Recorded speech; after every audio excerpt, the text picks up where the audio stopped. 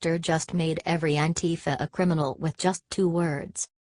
To anyone who has been to a Trump rally or even watched an internet video, there can be zero doubt that Antifa are a bunch of dangerous and violent psychopaths using force to destroy our country. That much is a fact. Now, those anarchists who prey on ignorant liberal teens have been smashed one final time that will shut them down for sure. The FBI and Department of Homeland Security have declared Antifa a domestic terror organization. This is actually not a recent discovery, either. It turns out the FBI and DHS determined back in 2016 that Antifa was a terror organization and began warning states back then of the danger they posed. Still, many Dems saw these alt-left extremists as allies in the fight against the Republicans and decided to ignore the warning. Thanks to the label, however, the new FBI Director Christopher Wray is working overtime to put all the known Antifa on the terror watch list to prevent them from creating WMDs and traveling overseas to get anarchy training in Greece and Italy. So now the ball is in the Democrat court. They were so ready to say Trump was wrong to call Antifa violent and dangerous. It turns out the FBI agreed with Trump even back then. Help share this major report everywhere and put Antifa away once and for all.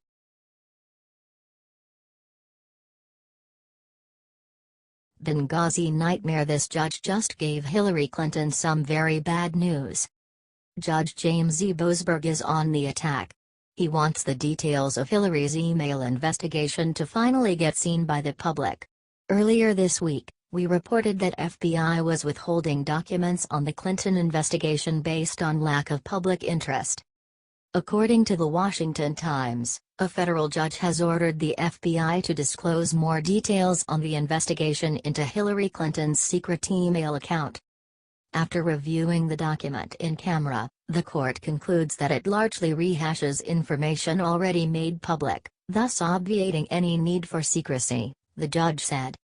Judicial Watch has been suing the government for more info on Clinton's emails. Here is what Tom Fitton from Judicial Watch says about it. After reviewing the document in camera, the court concludes that it largely rehashes information already made public, thus obviating any need for secrecy, the judge said.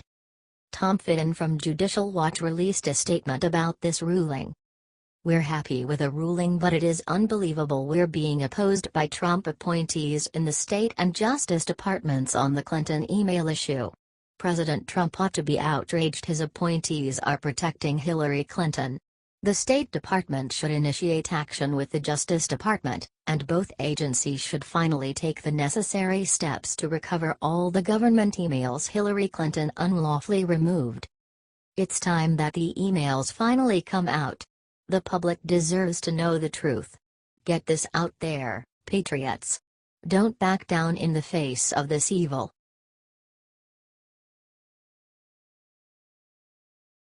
One of the people in this photo found dead, body pulled from the Potomac. Media silent. Federal agent Kurt Smoller was found dead after going missing on Monday. His body was pulled from the Potomac on Wednesday. Smoller was a diplomatic security special agent with the State Department, according to WEO.com. "This is sad. He was pulled from the Potomac on Wednesday. The cause of his death is unknown." Smoller was a 1998 Dayton Police Academy graduate and was a member of Condoleezza Rice's security team, according to WEO. According to D.C. Metro Police, Smoller was seen on Monday, August 28, within the vicinity of the 600 block of Water Street, Southwest.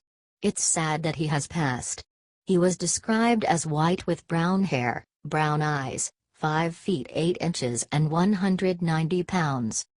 Kurt Smoller is the third man from the left. He is wearing a gray sweatshirt via WEO. Christian Sherman, the Deputy Assistant Secretary of State and Assistant Director for International Programs, gave the following statement to Sparrow News on Thursday.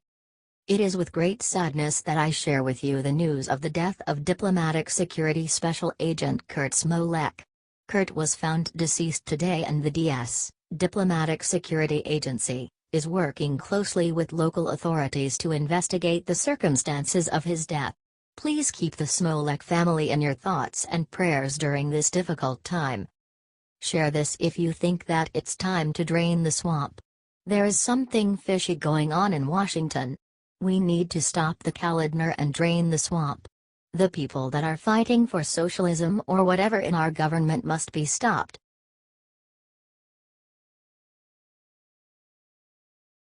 This morning Trump said the one thing that Comey and Hillary didn't want getting out.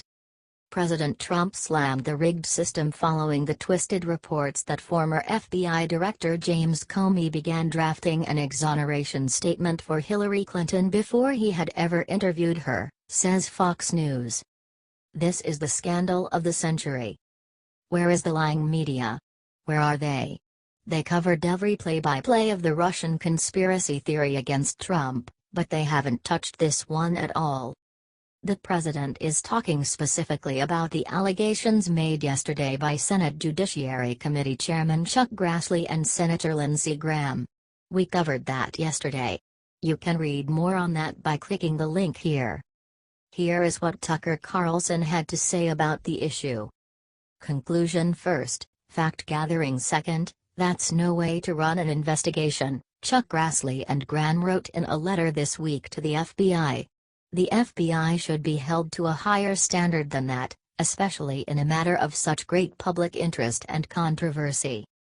According to the unredacted portions of the transcripts, it appears that in April or early May of 2016, Mr. Comey had already decided he would issue a statement exonerating Secretary Clinton, the senators said. This is the scandal of the century and needs to be reported as such. The entire cabal is covering up this story. It won't get traction on Facebook, it won't get traction on CNN or most cable for that matter. It's up to us to literally share this everywhere and bring down the crime syndicate that runs our government.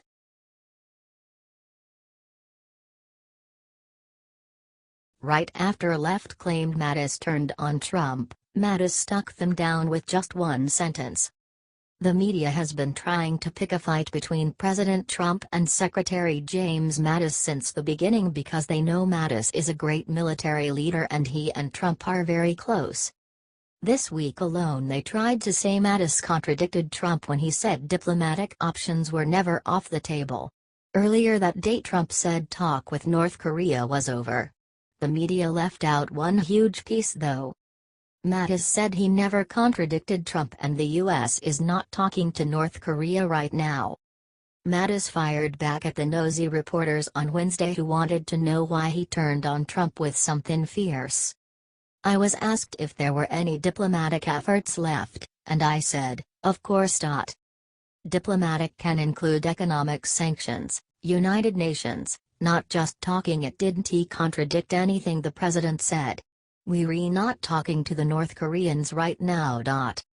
Even better, when the reporter said Mattis' statement was widely interpreted to contradict Trump, Mattis hit back with, then it was widely misinterpreted! So it looks like it was actually the media and not Trump who were trying to force us into a war with North Korea while also tearing apart the White House. They should be ashamed. This right here is just another example of why President Trump trusted the military to Secretary Mattis in the first place. Mattis stands by the president and the president trusts his decision-making. It's that simple.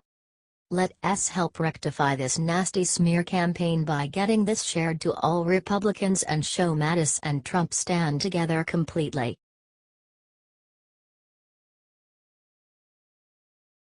Top Florida official spills beans on voter fraud, the Democrats don't want this getting out. President Trump refuses to back down from the claims that illegal aliens voted in the election. This will not be seen on the mainstream media. This is the kind of news that Anderson Cooper has nightmares about. What you are about to read will kill the liberal narrative. According to the Daily Signal, Broward County Elections Supervisor Brenda Snipes is defending her office against a lawsuit brought by the American Civil Rights Union. According to the case, the rolls are inflated with non-citizens and felons and other ineligible voters. On July 31, The South Florida Sun-Sentinel reported that Snipes acknowledged the processes her office has been using aren't perfect and that some non-citizens and felons have voted despite not being eligible, especially right before major elections, when groups are actively registering new voters. She then said that the statement was blown out of proportion. Snipes is an ally of Hillary Clinton and met with her during the election, says the Miami Herald. The mainstream media will not show this. Share this everywhere and comment Trump was right below this. Together we can beat them.